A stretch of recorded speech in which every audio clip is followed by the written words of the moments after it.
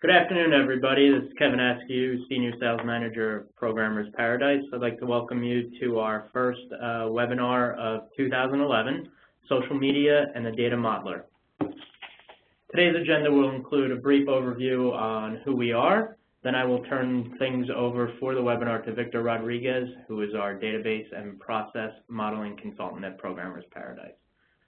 Programmer's Paradise is the leading e-seller of developer and infrastructure tools. We can be found on the web at www.programmers.com. CA Irwin Data Modeling falls under our database worldview ecosystem. We are an elite CA partner and #1 data modeler reseller for CA. We also have a dedicated CA sales and engineering team on staff. Under our database modeling and infrastructure design and training services, we are a leader in delivery of CA education and authorized VET VSA partner. Under our database worldview software ecosystem, we provide industry-leading tools for your end-to-end database needs, including database platform, design and modeling, development and test, management and administration, deployment and migration, performance monitoring and tuning, and reporting and mining. To see some of our previous sessions from our free webinar series, please view them at www.programmers.com/CA. Don't forget not to cut out early today. Stay until the end of the webinar and find out how you can qualify for a $15 iTunes gift card. And without further ado, I will turn it over to Victor for the Social Media and Data Modeler webinar. Victor? Thanks, Kevin. Hi, everybody. So today's presentation is going to be covering the idea of how social media can help you as a data modeler, as a data management professional, and how it can assist you in staying ahead of the curve in the new technologies, and getting a better grip on your day-to-day, promoting yourself internally and externally, your services, and staying on top of what the changes in this constantly changing environment. So if I can see if I can just proceed here with my presentation. Okay, great. So how can we leverage the power of social media to help us in our day-to-day jobs? The Internet's a new media outlet. It's probably the premier media outlet for the next generation, and we have almost limitless access to it as personal users and within the context of our offices.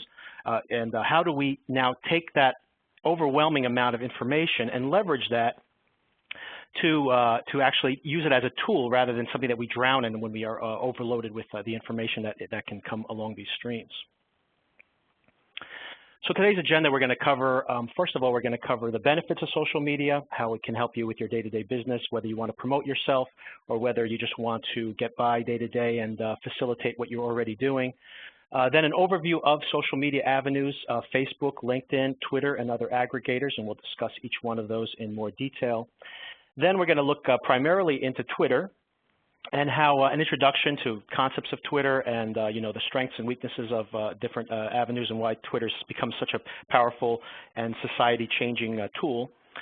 And then bringing it all together using dashboarding. And we'll be looking at a tool called Tweetdeck, although if you're already using some kind of other dashboard, all the concepts that I'll discuss will be equally valid. Tweetdeck is simply just one of many available tools.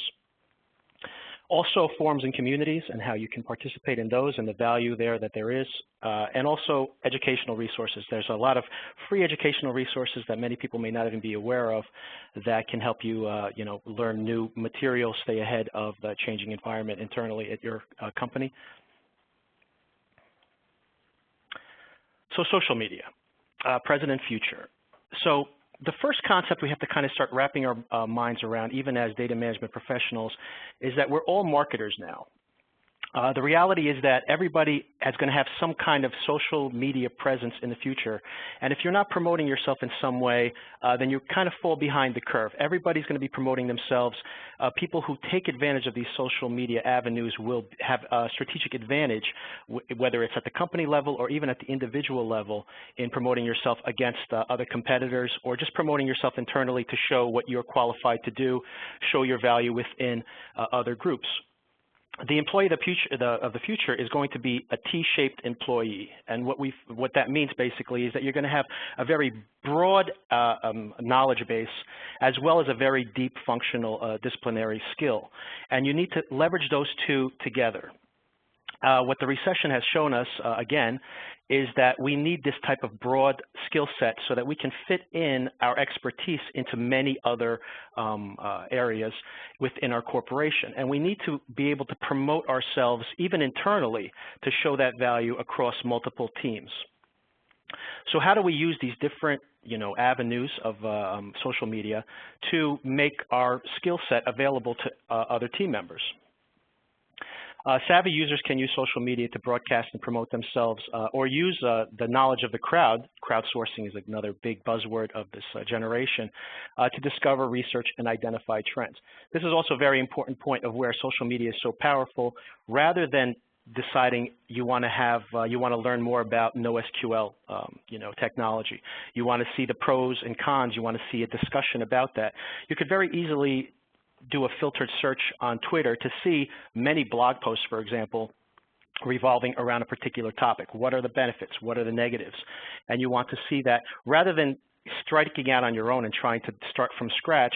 You can find that there are many thought leaders that are already out there that have already done a lot of this legwork. And then using social media and knowing how to leverage these tools allows you to discover those trends, how to see what the pluses and minuses are, like what are the negatives that people are discussing about a particular topic, what are the benefits, etc., and then see trends, like what are emerging technologies. This is something that we need to deal with very much on a day-to-day basis. So we'll start with Facebook. Facebook, of course, is the largest social media channel that exists, and everybody's probably most familiar with Facebook. There's over 500 million users, as everybody's aware of at this point. Now, from the point of view of a professional, Facebook, of course, can be something that many companies actually will choose to avoid. You may often find that Facebook's been blocked internally to a company. It's understandable. Facebook can often be a time waster. And you see how your children, how your spouses, how you personally are using Facebook on a day-to-day basis. You're chatting with friends, you're checking out people's photographs and things like that. You're looking at links to external media, usually not work-related. So it's completely within the realm of makes sense that you could have this blocked from internally from your corporate standpoint. However, you cannot ignore the fact that this is the largest audience related to social media. So as a business owner, whether it's a small business owner or a large business, or even if you're just a consultant and you want to advance or promote your own services, you definitely should consider having a Facebook presence. So do's and don'ts if you do decide to have a presence on Facebook. I do have a small screenshot here of the introduction to building a welcome tab for Facebook. You have a customization of your profile if you'd like, and you should definitely consider having a welcome tab, especially if you're a business owner. Definitely have an info tab. It can have your address, your contact information, email address, phone number, physical location of your office if you have an actual live office. You can choose to have a review tab, which is very useful if you are a larger company, even if you're a smaller company, or if you have a consulting firm and you want to put up positive reviews of your company. Very good place where it's a central location where everybody can find you and find information about you. An FAQ tab, of course, very useful, allowing discussions. Now, you can choose to have any one of these tabs or any combination of, but definitely I would consider you definitely should have some kind of welcome a welcome tab, and an info tab minimally. Reviews, FAQs, discussions, very useful. And you can use the wall. Of course, the wall is what everybody's most used to. If you do have a news stream on your wall, please do not overshare. That's the main don't I would mention here. You remember this should be professional. Keep your updates as business related as possible. Keep them professional. They can be friendly, they can be casual, but they should still be professional. You do not want to have too much oversharing on your stream, on your wall news stream, and make sure that the people that you do give access to create updates as part of that news stream are, stick to your image and concept that you have in mind. So This is a key point across all of your social media channels, that you should have a concept, an image that you're trying to promote of your company, of the service that you're providing, and you want it to be consistent across the entire, all of your channels. And you also want to make sure that the people who have access to post to as your posters, whether they're going to be your tweeters or whether it's going to be the people who are updating your LinkedIn channels, you definitely want to make sure that they are all on the same page. You have a concept you're trying to sell, stick to that concept, be personable, but be professional. Next is LinkedIn. And LinkedIn, probably from the point of view of a business, is probably the most useful of all the social media channels that you can use. And I would say that as an individual, outside the, if you're not trying to promote any kind of services or anything like that, also a very, very useful avenue to go to, just for networking purposes and for meeting new people that work in the same group, for finding jobs that are available to within your field, to network internally with other members of your teams. So this is definitely, I think, the most powerful social media channel available right now from the point of view of a business. Some do's and don'ts here as well. Do fully fill out your profile. Include a picture. It's very useful to have a face to go along with your resume.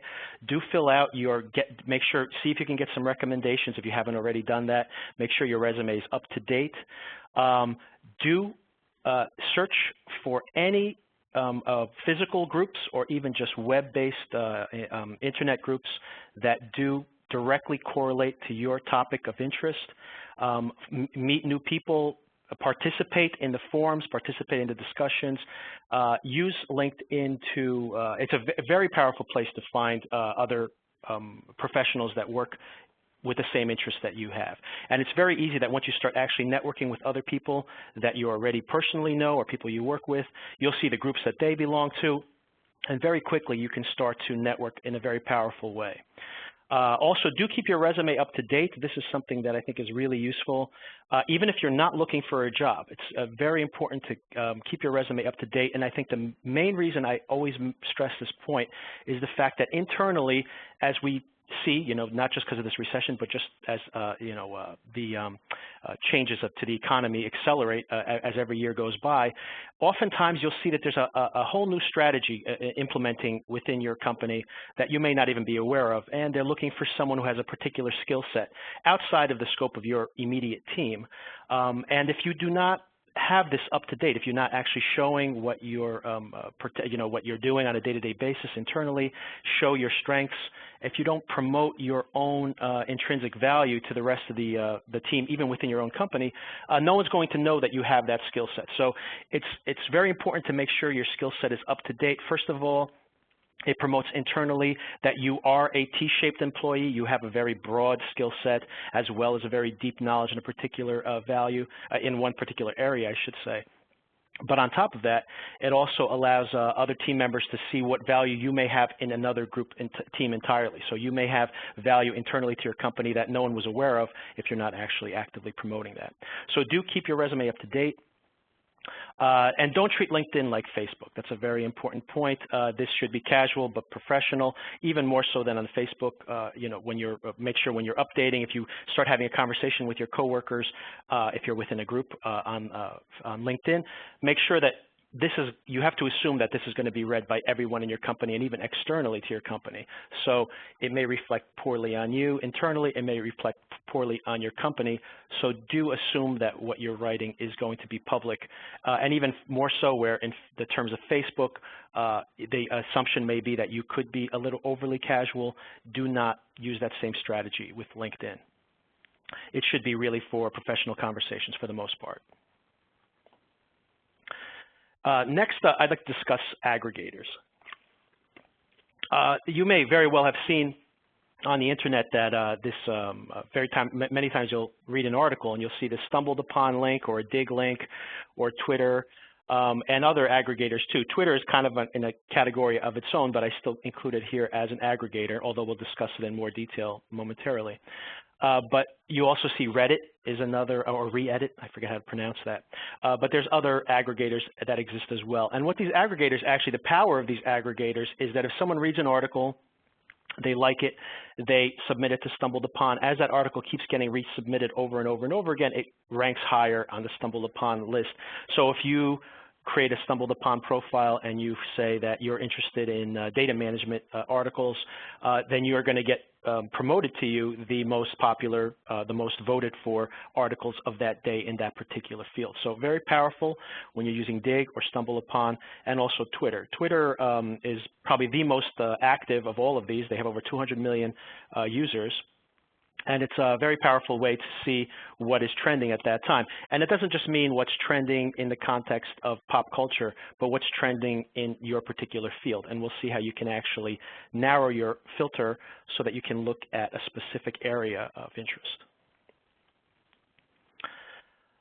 So what is the power of Twitter? I've actually included a screenshot here showing that this particular article has been shared 437 times via LinkedIn, 410 times on Facebook, which is a huge channel, but it's been tweeted over 1,000 times. And you'll see this over and over again, where even though Twitter has a smaller user base, it's an extremely active user base. News breaks on Twitter. We've seen it in the elections in Iran, or the protests in Iran last year, and we've seen it over and over again. We're seeing it right now in Indonesia, that there are, or Tunisia, I should say, that Twitter is becoming an avenue for social change. So the speed of it, the availability of it, the openness of it makes it a really powerful channel. But aside from being like a social, channel for social change, more importantly, from our point of view, is the ability of sharing something very quickly, of promoting it to a selective group of people, and of using some of the tools that are built into Twitter and Twitter's API to allow us to have discussions around a particular topic, to promote an article or a discussion to a very specific field of people.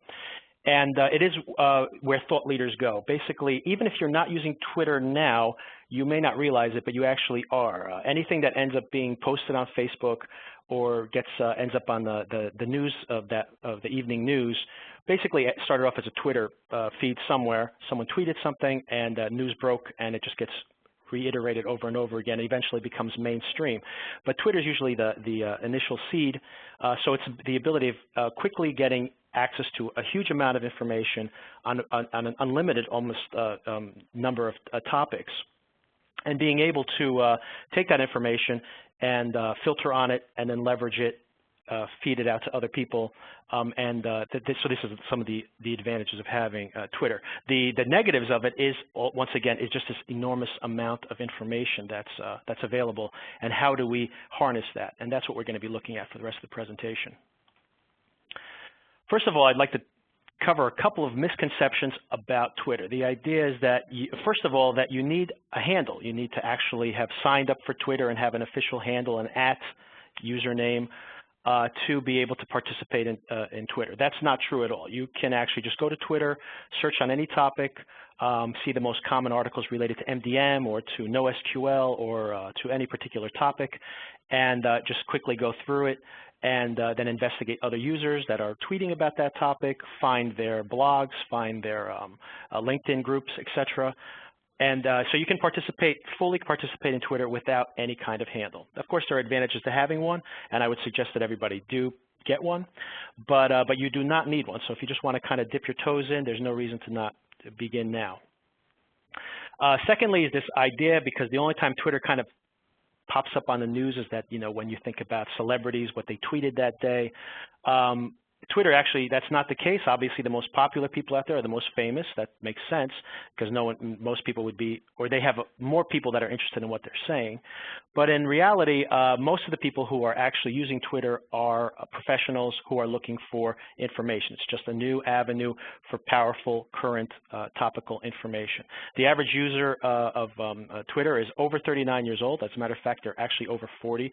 The stat is a couple of years old that I presented here, and over 64% of those users are over the age of 35. So it's not a very young, skewing social media network, and for the most part, it's related to sharing information. CNN.com, NPR, Fox News, and any Time Magazine are all using Twitter to quickly push out their stories as they're being published every single day. So here's some of the bullet points on what the power of Twitter allows you to do. First of all, it allows you to very quickly see the general impression of a product or service. There are actual websites, twittersentiment.com, TwitRater, R-A-T-R, that actually means twitrater.com. And what it allows you to do is actually just put in a particular word, like if you're planning to go see a movie this weekend, or if you're planning to buy a particular product, just type it into those websites and you'll see a general positive or negative response on each one of those. So you'll get a percentage breakdown, and it also will allow you to read through individual conversations pertaining to that specific topic. By doing so, you get a better impression of whether you want to participate in that, want to see that movie or buy a particular product or not. Also, from the point of view of somebody who's manufacturing someone who is providing a particular service, it allows you to do research on yourself. So you can very quickly see, are people saying something negative about the way I'm promoting something? Is someone saying something negative about a particular product that I'm selling or promoting? And it allows you to very quickly take the temperature of a very large group of people to see if they're giving generally positive or negative reviews on a topic. And then specifically, what are their concerns as a subtopic? It allows you to create multiple accounts. This is something that is very limited with something like Facebook or even with LinkedIn, is creating one account and then really having to promote everything within this very public persona. The reality is within Twitter, you can create an account that could be related only to your BI considerations, for example, if those are where or your data warehousing topics, if that's really where you want to be looking at something at work. But then you may, for example, have a fantasy football league that you participate in and you want to be scouting, and you can have a completely separate account. And those two worlds never need to collide at all. And it's something that's really nice that Twitter allows you to have that anonymity and that separation of these accounts.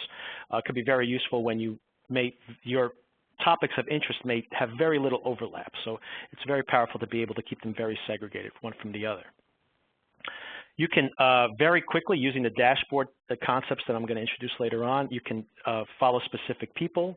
You can follow specific topics of interest and just have a feed related to a very, very, very selective group of filters that you can customize and maintain.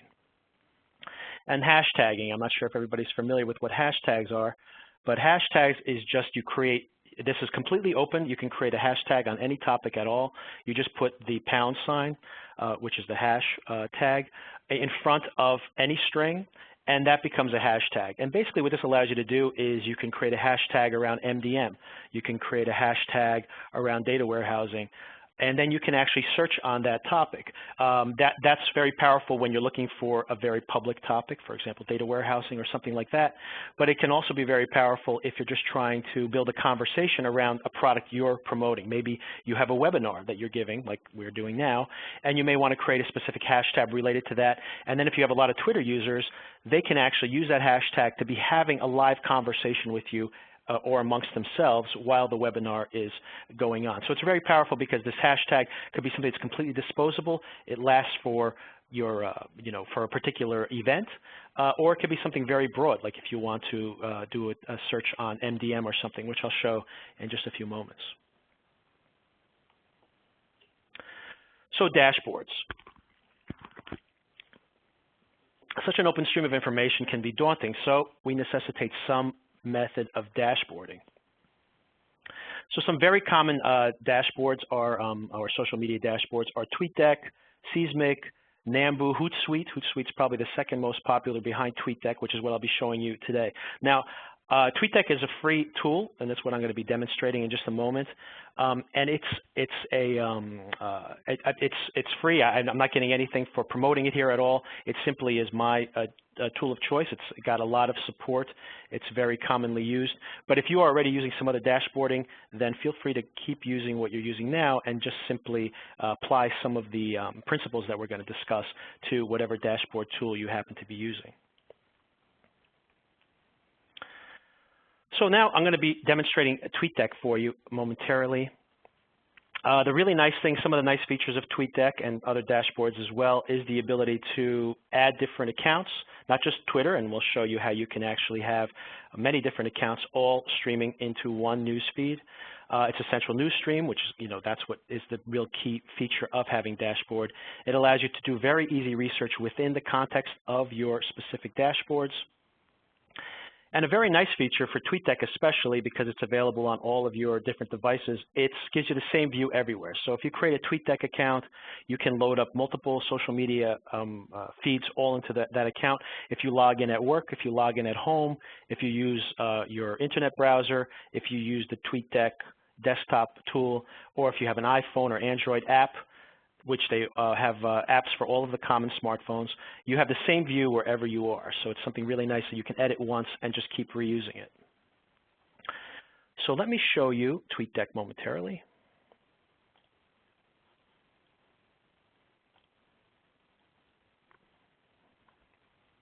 So what we're looking at here is we're looking at my TweetDeck dashboard. This is the desktop version of it. And what we actually see here is I have two different Twitter accounts here. This is my Maximum Data Modeling Twitter account. And this is the newsfeed coming in from mostly these thought leaders in data warehousing, BI. We see like I'm receiving Natiza's news stream here, and just some other consultants and data management specialists, as well as my Mashable newsfeed, which I recommend very highly that you do follow Mashable. They have it's a really good resource for social media related and just technology related news in general. And I have another a Twitter account here, just my work personal work account here. I also have my LinkedIn news feed coming through here. And I see just trending topics that are trending worldwide. This is just a tab that automatically comes up here, but I can add other tabs as well. So for example, I've added a news feed here for MDM. And I see that these are just topics coming in here with the hashtag. Once again, there's that hashtag. It's the hash and then the string after it. And we see these are topics that are coming in related to MDM. I also have data quality here as another tab. I have data governance. I also have another tab here just for big data. And the nice thing here of having this all in one place is, let me show you some key features here. You can add a column. So for example, I can add another Twitter account. I can add my Facebook account if I'd like to. MySpace is still here, although I haven't even discussed MySpace. It's a fading technology. LinkedIn, Google Buzz, which didn't take off, but it's still pretty much used by many people. And Foursquare, which is something that's emerging right now, but it's more location-based and something kind of outside the scope of our discussion here. But you can see you can add your LinkedIn account, you can add like Google Buzz or a Google Notebook, your Google bookmarks, I should say, your Facebook account, of course, and your Twitter accounts. You can also add columns relating to particular searches. So for example, I can add a tab here related to Hadoop. Let's say I want to learn more about Hadoop. Now here's a new tab that appears. It says Hadoop, and very quickly it populates, and I get this little news feed in the lower right-hand corner. You could customize this. It doesn't have to pop up. I'd like to actually have the news stream popping up over the course of the day. So we see that we have a bunch of topics coming in related to Hadoop. Another nice thing about having this dashboard feature here is some of the tools that exist down below. I can clear this out, but there's other tools here. I can move the column, but a really nice one here is show what is popular in this column. So by clicking on this little cloud icon, I can see that this is the most popular topics coming in on my newsfeed here related to Hadoop. So there's some articles here, for example. Here's a bit.ly link. So if I want to click on this one to see what this is relating to, I can actually see a sub-filter on that topic and then click on it, and it'll open in my browser. And we see this is the popular article within the Hadoop category, what factors justify the use of Apache Hadoop. So this is a pretty probably a pretty useful article to read given the fact that it is trending within that subset of topic. So it's a very quick way, if you don't want to be constantly clicking through this over the course of the day, you can actually pretty quickly filter down on what's trending within the topic itself, within the column itself, I should say, which represents that particular searched topic. So like data governance, for example, I could do a similar one here, where I can just click here and filter. And you'll see these are just like other hash marks that are hashtags that are relating to this particular topic of data governance. But you'll also see that, like, let's take a look at one of these links here.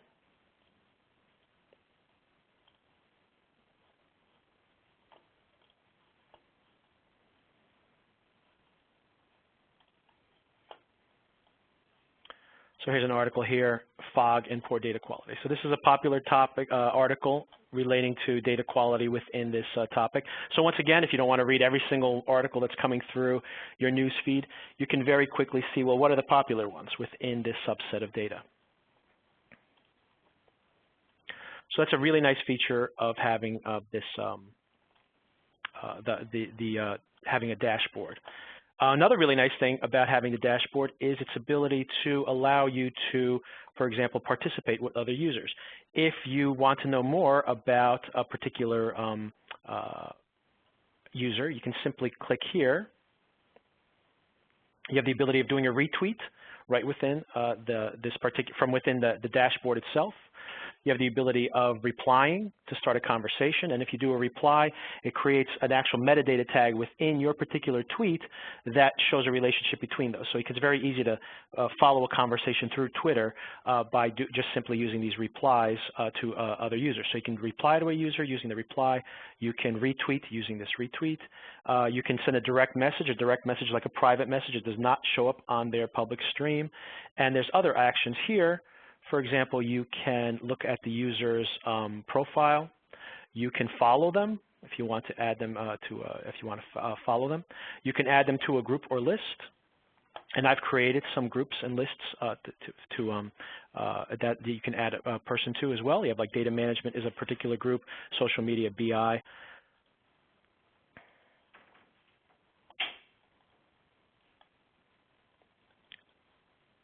So within the dashboard, you have the flexibility of having all of these available features, and having it all in one place. It's much easier than trying to remember how to do it all within the Twitter HTML page. So I find it's very easy to have conversations, to follow people, to view people's profiles, etc., to do everything that you normally would do within the context of Twitter, but doing it within the context of the dashboard. So let me go back to the presentation.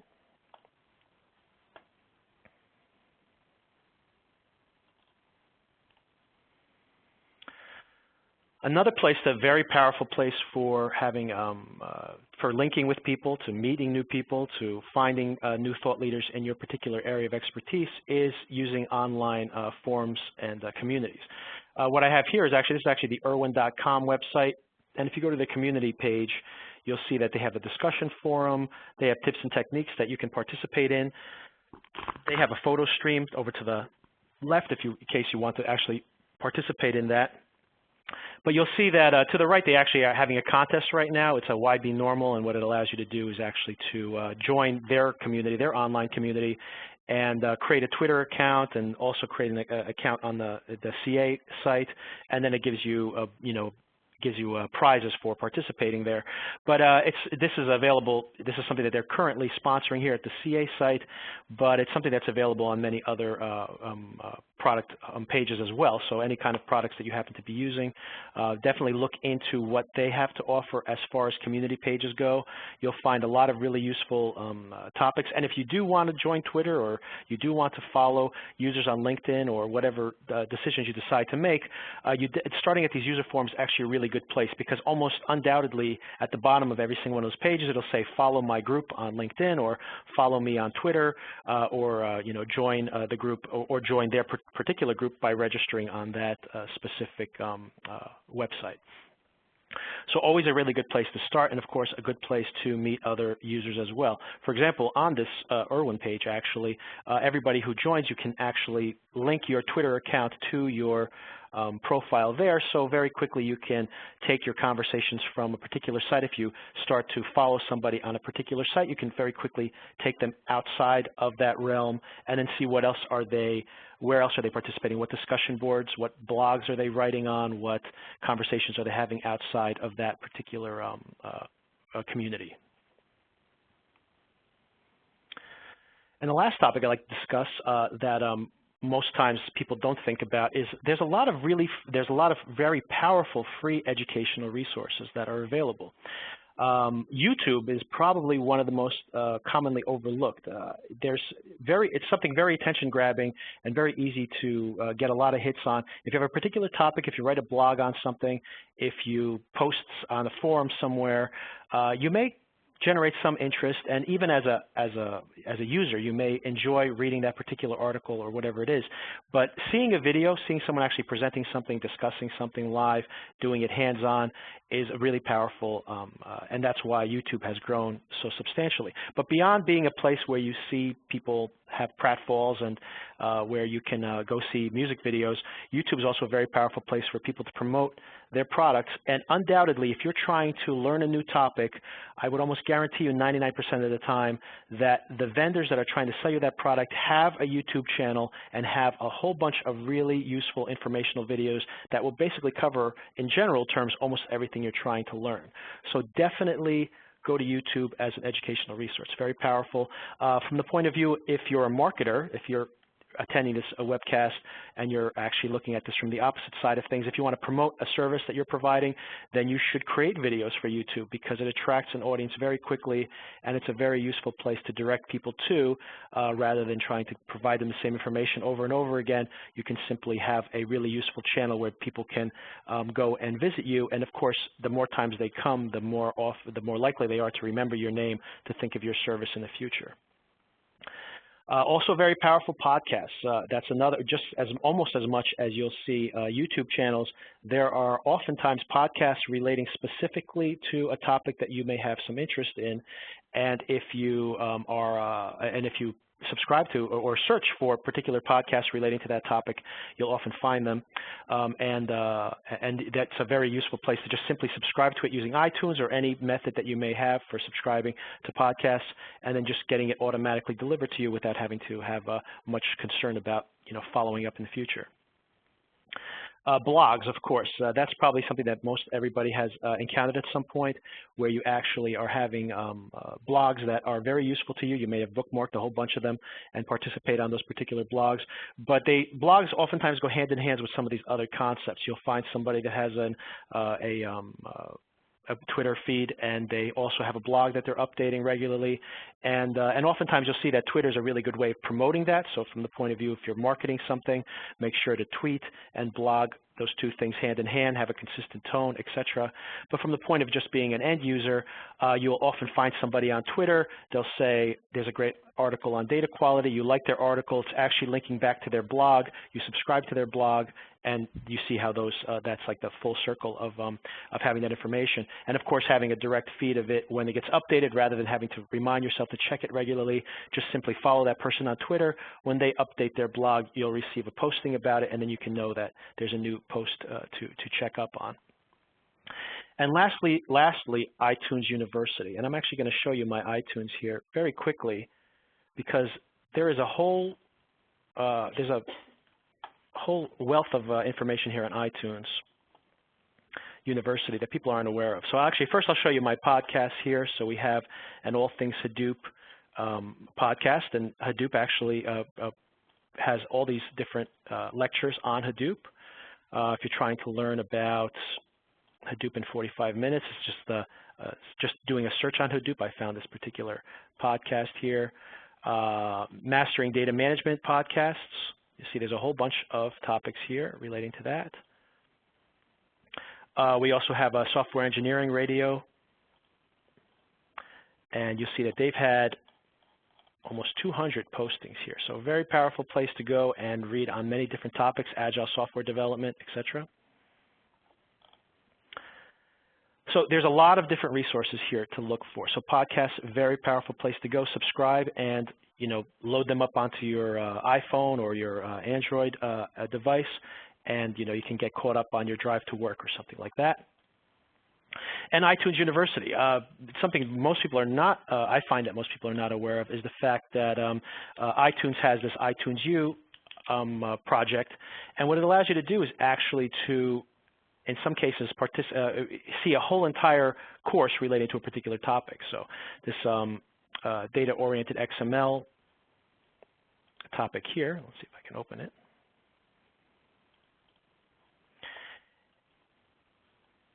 And you see this is like extremely extensive. It has all the lectures related to this particular course.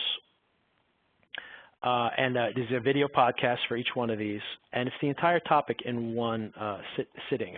It's really powerful. Like you'll see, you actually find here that in some cases, they'll have the entire course around a particular topic, including the tests and everything, published like the following semester. I'm not sure how they're making money off of this other than promoting their school, I guess, but it's still a very powerful thing to be able to have to step through an entire course relating to a particular topic on your own time.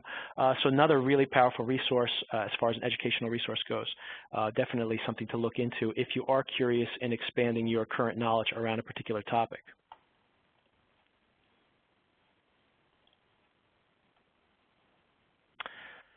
So I have a few more quick tips before we get to the end of the presentation. One is using Bitly as a tracker. And let me show you something. Actually, since I brought that up, let me quickly go back to sharing my desktop. And I want to go back to showing you Tweetdeck. One of the nice features of Tweetdeck is that I can actually, I'm actually going to post a,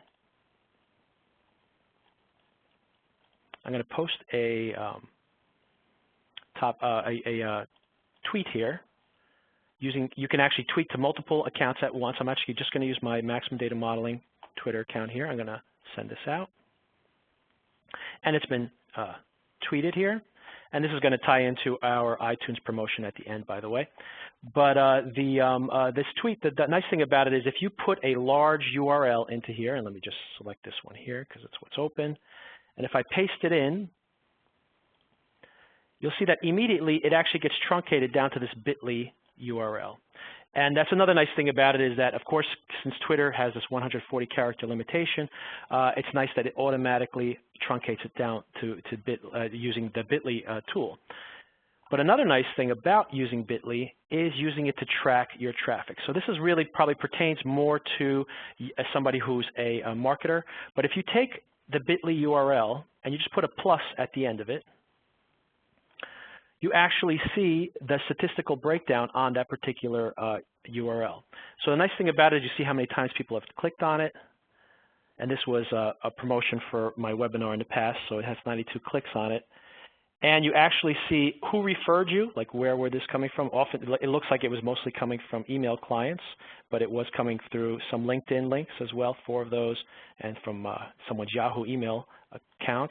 And if you look at locations, you can actually see where the tweets were, or I should say where the shares were coming from, when this was being shared by other users.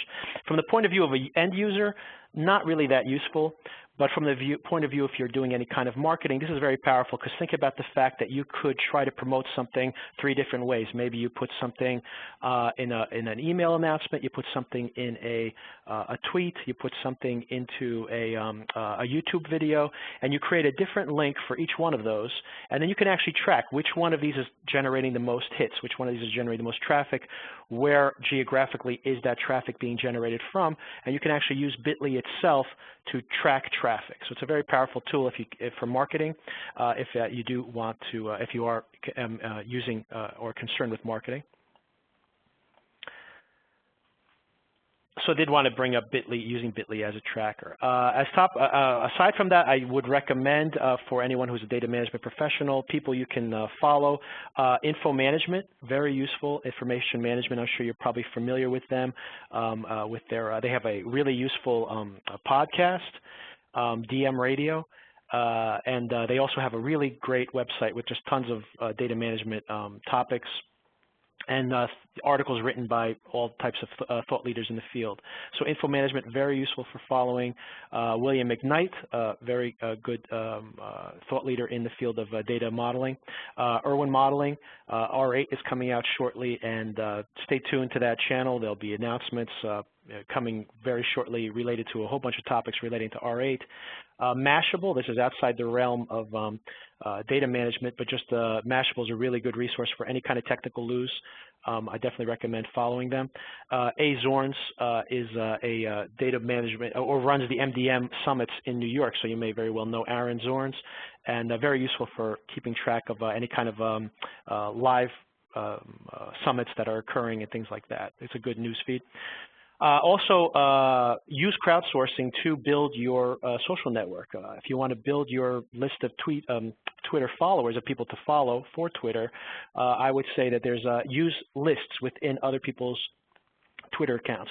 Twitter allows you to break up the people you follow into specific groups.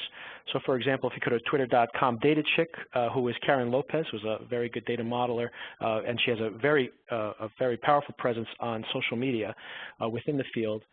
She has a data architecture list of people she follows related to data architecture, I should say, and it's a pretty expansive topic there.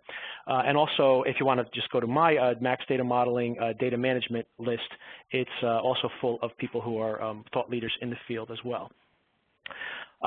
From the marketing point of view, if you're trying to build up followers, what I would suggest is initially don't be so concerned with building up a lot of followers. Be more concerned with finding thought leaders in your particular field. If you can promote yourself to those thought leaders will promote you to others.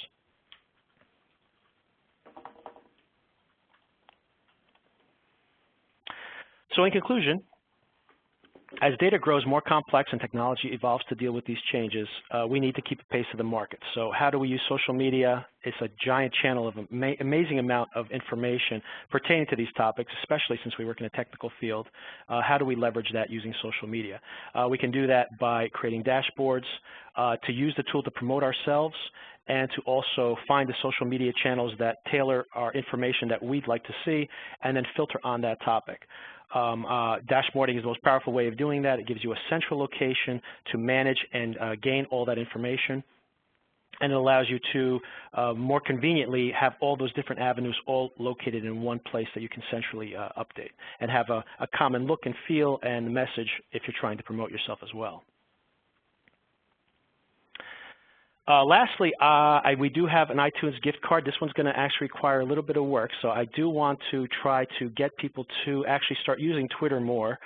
So the way you would actually earn this iTunes gift card, it's a $15 iTunes gift card, so if you do would like to receive that, join Twitter if you haven't already. If you already have, that's great. You can also still get the gift card. Follow me. If you're not already following me, then follow me on Twitter. And then retweet the following, which is the free data modeling, data management webinars available on demand, and then that link. I just tweeted that just a moment before when I was demoing the Tweetdeck for everybody. So simply go to my Twitter feed and locate that. I won't have too many more updates today, so it should be pretty much close to the top of my news feed. Simply retweet it. If you retweet it, I will know you have retweeted it, and then I will contact you, and we will get you that gift card. We could give it to you over the phone. We could just give you the code for the gift card, or we can mail it to you if you prefer. Maybe you want to give it as a gift to somebody else.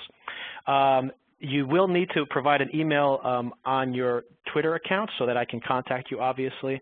If you're not comfortable with doing that, then simply email me at ca.irwin@programmers.com and simply give me your handle in the email.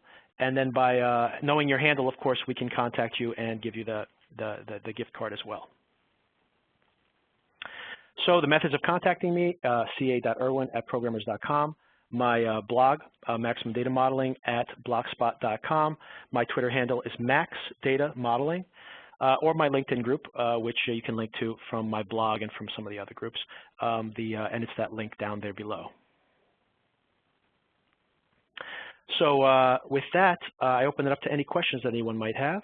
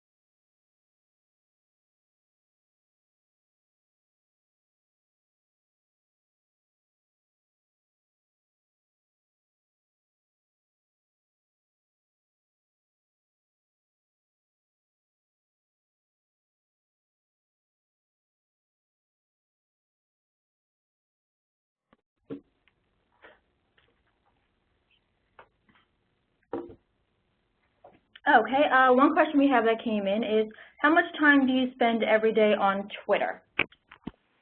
Well, it's a broad question. I'd say that I actually have my feed coming through all day long using the dashboard. What I probably will, as far as promoting myself, as far as like tweeting things, participating in conversations, it's probably less than an hour a day. But then I probably spend another hour a day at least reading topics on topics that I'm curious about, that I'm interested in. So it's a broad question. I'd say that it really depends on how you qualify that. If it's something that's interesting to me, if it pertains to me on related to something I'm currently working on, it's not exclusively related to quote-unquote Twitter. So I'd say that maybe an hour reading and maybe an hour participating in maybe basically that would be the breakdown. Okay. No more questions. We'd like to thank you today for attending our webinar, and please look forward to the next one coming up in February. Thank you.